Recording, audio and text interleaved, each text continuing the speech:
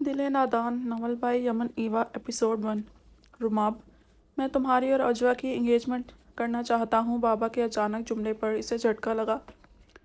हाथ में पकड़े जूस के गिलास से जूस हल्का और शफाफ ऑफ वाइट शर्ट को दागदार कर किया। भाई, आपकी शर्ट। अजवा ने घबरा कर इसे देखा, जिसकी शफाफ आंखों में गुस्सा नजर आ रहा था। मैं और शर्ट ला दूँ, वो आहिस्तगी से बोली तो इसने घूर कर देखा। डोंट कॉल मी भाई, डैम इट। अजबा इसके लहजे पर सहम गई। क्या कर रहे हो रिमाब? छोटी बहन है, कभी आराम से भी बात कर लिया करो। अजयत साहब ने इसे टोका तो वह तंजिया मुस्कुराया। ये मेरी बहन नहीं, यह आपकी वाइफ की बेटी है, और मेरे मामलात में इन माँ बेटी को बोलने की बिल्कुल इजाज़त नहीं। वो करख्तगी से बोलता इन्हें तैश दिला गया। मिसेस अजयत ने कड़ी नज़रों से अजबा को घूरा। वही तो थी जिसकी वजह से रिमाब ने इन्हें भी माँ के तौर पर कबूल नहीं किया था। इनकी नज़रों में अपने लिए नागवारी देखकर वो अपने ग्लासेस के पीछे भीगी आंखों को छुपाती वहाँ से चली गई। अजयत बेबसी से अजबा को जाता देख रहे थे, मगर मज़ीद कुछ बोलकर रिमाब को गुस्सा नहीं दिला सकते थे। वो इनका इकलौता बेटा था और वो जानते थे वो आज तक इनकी दूसरी शादी के फैसले को कबूल नहीं कर पाया। वो गुस्से में लिहाज भूल जाता था, इसलिए वो भी खामोशी इख्तियार कर गए। अजयत साहब की दूसरी बीवी यानी किंजा बेगम परेशानी से इसे देख रही थी। इसे गुस्सा अजबा के भाई बुलाने पर आ रहा है या अजबा से इंगेजमेंट की बात पर। रिमाब की गंदमी सफ़ेद चेहरे पर गुस्से और नफ़रत की सुर्खी थी। आंखों में सुर्ख डोरे उभर रहे थे। मुझे अजबा या किसी XYZ से में इंटरेस्ट नहीं, मैं अपनी पसंद से शादी करना चाहता हूँ। वो ठंडे लहजे में बोलता अपना फ़ैसला सुनाकर चेंज करने रूम की तरफ बढ़ गया। अपने रूम की तरफ जाते हुए इसके कदम ज़रा रुके अजबा के रूम से। सिसकियों की आवाज़ पर इसने लब काटे। दिल में अजीब सा एहसास उभरा था, मगर वो जल्द इग्नोर करता आगे बढ़ गया। वो लॉन में टहलता कॉल पर बिजी था। लाइला, जो आज स्पेशली इसे देखने के लिए आई थी, दिल थाम कर रह गई थी। आज का दिन अच्छा था कि वो लॉन में ही रूबरू नज़र आ गया था।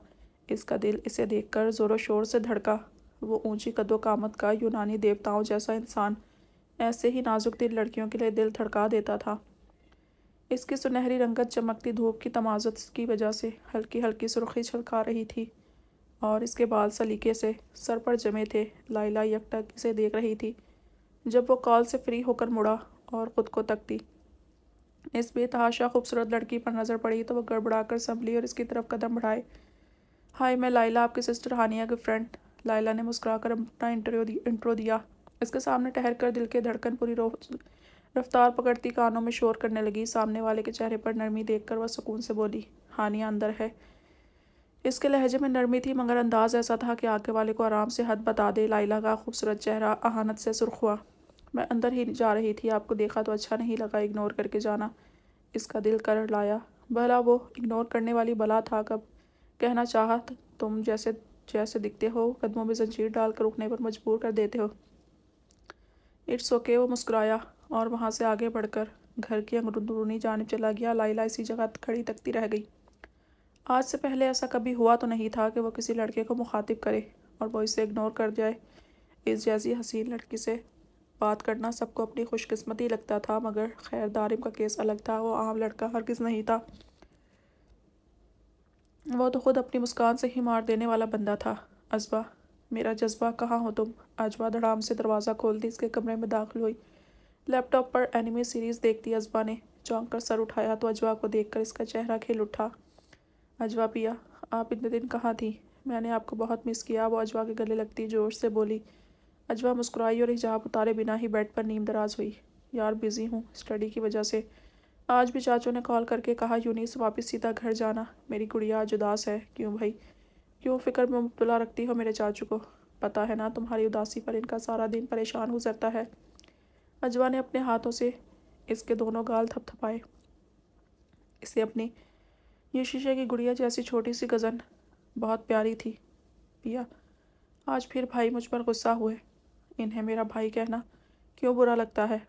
वो और मम्मा मुझसे बिल्कुल प्यार नहीं करते। वो नाक पर फिसलते ग्लासेस सेट करती उदासी से बोली तो अजवा ने ठंडी आह भरी। तुम्हारा भाई कहना नहीं पसंद और तुम्हारे इस अकड़ू भाई को मेरा भाई ना कहना नहीं पसंद।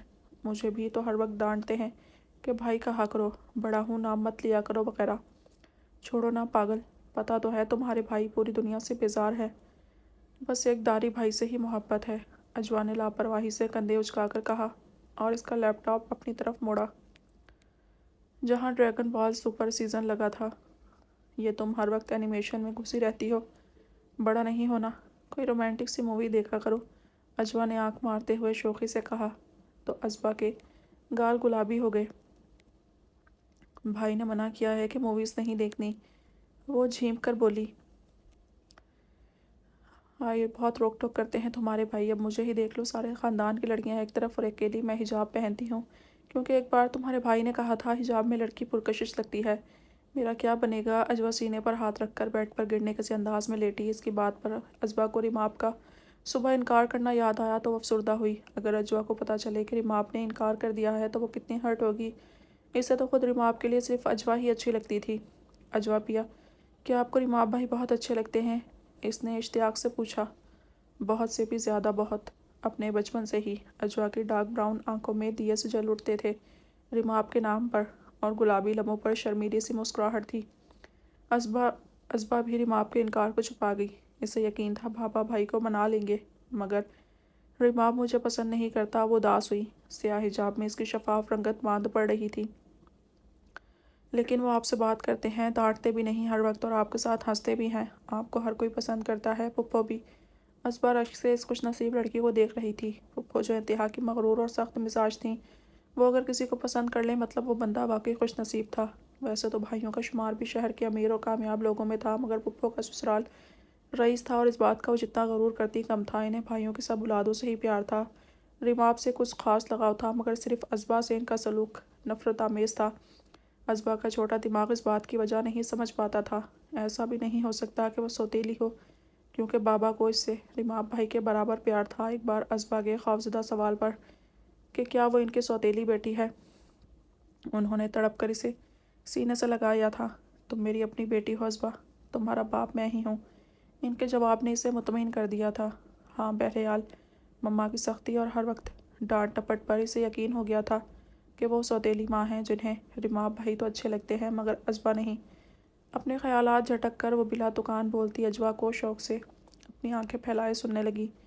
اسے اجوا کی باتیں پسند تھیں اور اجوا کو اس کا یوں شوق اور توجہ سے ہر بات سننا پسند تھا۔ اس لیے ایج ڈفرینس کے باوجود ان میں اچھی دوستی تھی۔ وہ چرچ کے باہر بینچ پر سر ڈالے بیٹھا تھا۔ Adam, father George is disappointed, why are you giving me hard time? Adam, father George مایوس ہے، تم مجھے سخت وقت کیوں دے رہے ہو؟ الزبتھ اس کے پاس آ کر بیٹھی۔ وہ مزید سر جھکا گیا مگر خاموش بیٹھا رہا۔ Honey, you know well you are our precious son, I want you to be a good religious person.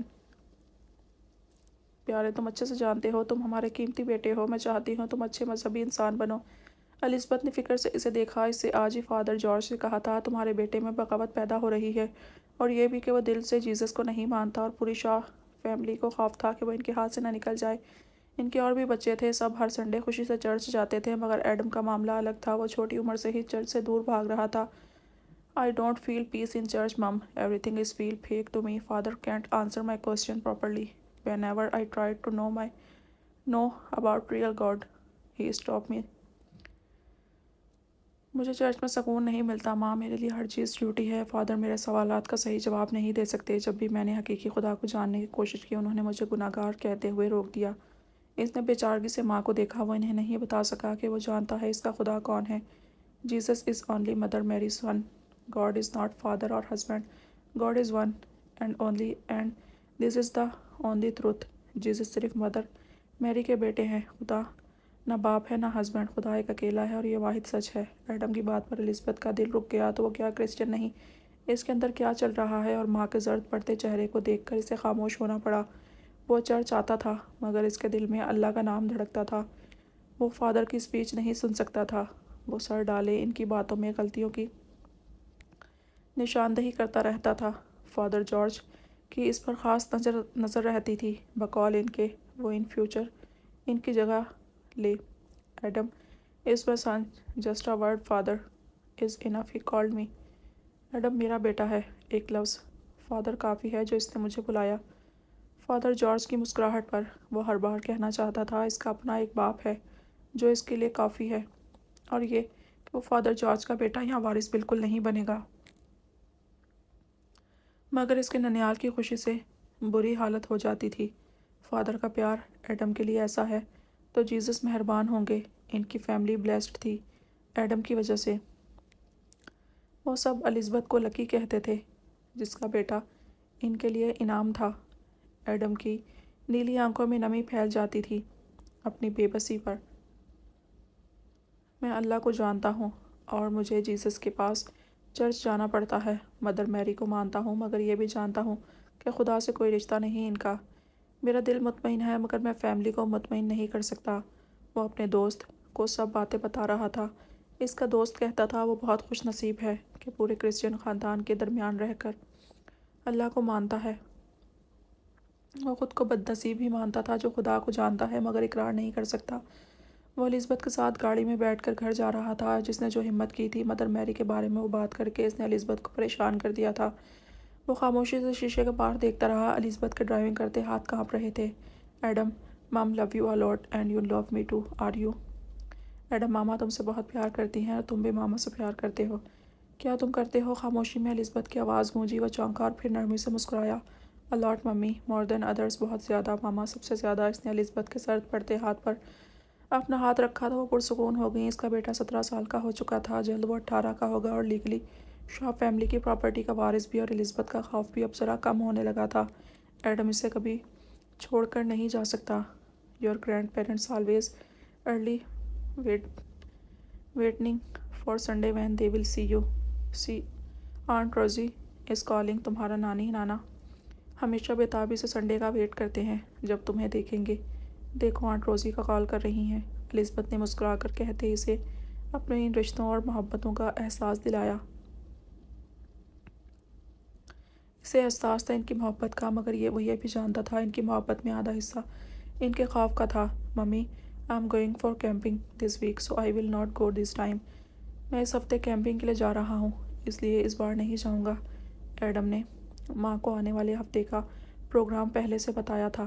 Elizabeth نے اوکے کہا، مگر اسے پتہ تھا اس کے نانا نانی کے لیے یہ ہفتہ مشکل ترین ہوگا۔ ان سب کو کیوں لگتا ہے ایڈم انہیں چھوڑ دے گا؟ ایڈم کی آنکھیں ان کے خوف اور پریشانی پر نم ہو گئی رہی تھی تو یہ طے تھا وہ ایڈم پر کبھی یقین نہیں